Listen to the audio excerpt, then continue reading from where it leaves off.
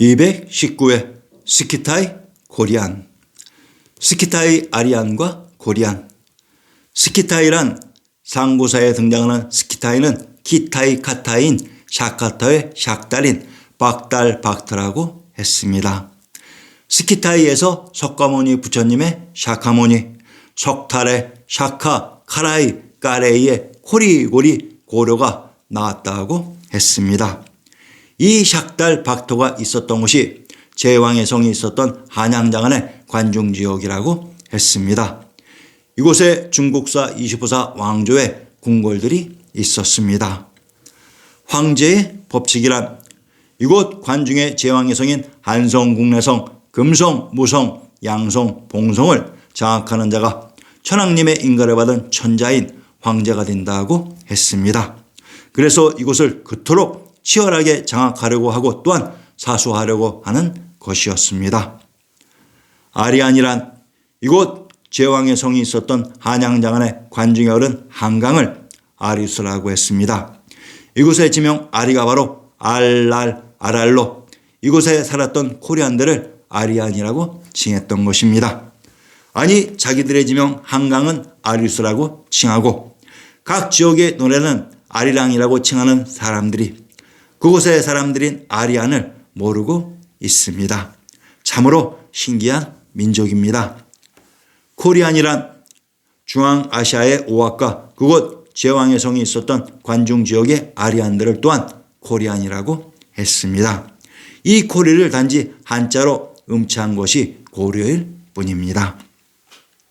이곳 관중의 코리안들이 전 세계로 퍼져나가 각자가 부른 이름들이 변질되어 가리, 그로, 그리, 크로, 갈리, 고리, 구루, 쿠루, 카작 등의 다양한 이름으로 변질되어 불렀을 뿐입니다.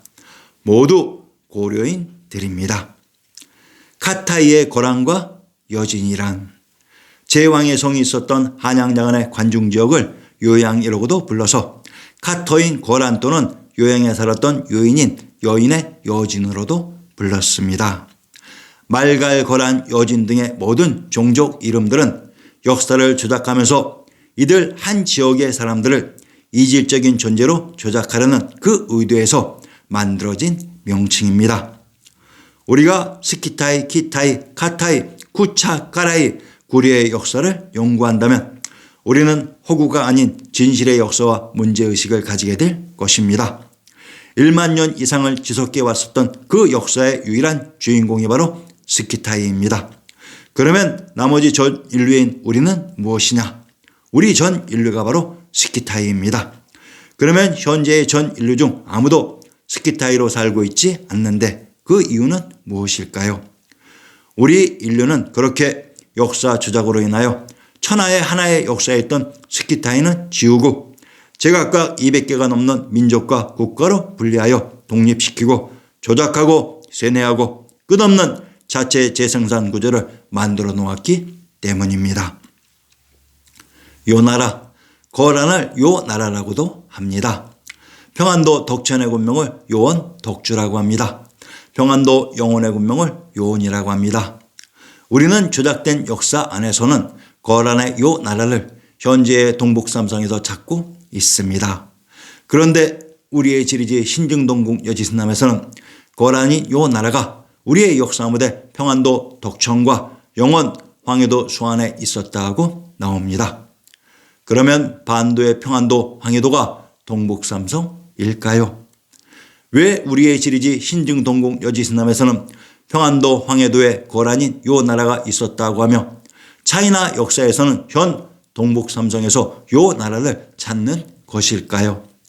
도대체 무엇이 진실일까요? 야르강을 우리는 압록강이라고 합니다. 이 압록강이 한강이라고 했습니다. 그런데 우리는 한강을 아리수라고 합니다. 바로 스키타이 아리안의 그 아리입니다. 아리는 바로 알이라는 말입니다. 알 땅의 사람들이 바로 아리안입니다. 요 땅에 흐른 요하를 또한 한강이라고 했습니다. 한강을 아리수라고 하면서 그 강에 살았던 아리안들을 현 독일에서 찾는 그러한 모순된 코리안들이 되지 마시기를 바랍니다. 이 랄해 주변 지역을 만주라고 불러왔던 것으로 만주는 과연 무슨 뜻일까요? 우선 만자의 뜻을 보면 기본적인 뜻이 가득 차다는 의미인데 그릇에 가득 차서 흘러넘쳐 퍼진다는 뜻입니다. 역사를 바라보는 우리의 마음가짐.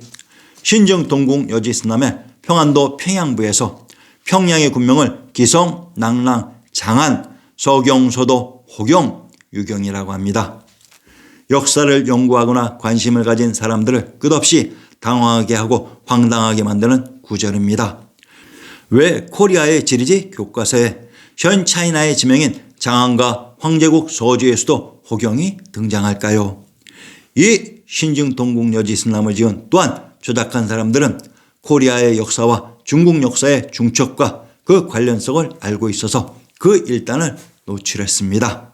왜 그랬을까요? 코리아 역사 연구의 거의 최전선 최고봉에 있는 너희 애비마저도 끝없이 헷갈리도록 하기 위해서입니다. 아무리 많은 연구를 해서 수만 편의 논문과 저서가 나온다 하더라도 그냥 전부 코끼리 다리 만지기 식입니다. 조작된 역사의 틀 안에서 그 역사 진실의 의미 맥락을 선명히 알지 못한다면 우리의 의식과 삶은 그 조작 세력이 만들어 놓은 닭장이 마치 우리를 위한 닭장이라는 식의 자기 배신의 의식과 삶이 될 수밖에 없습니다.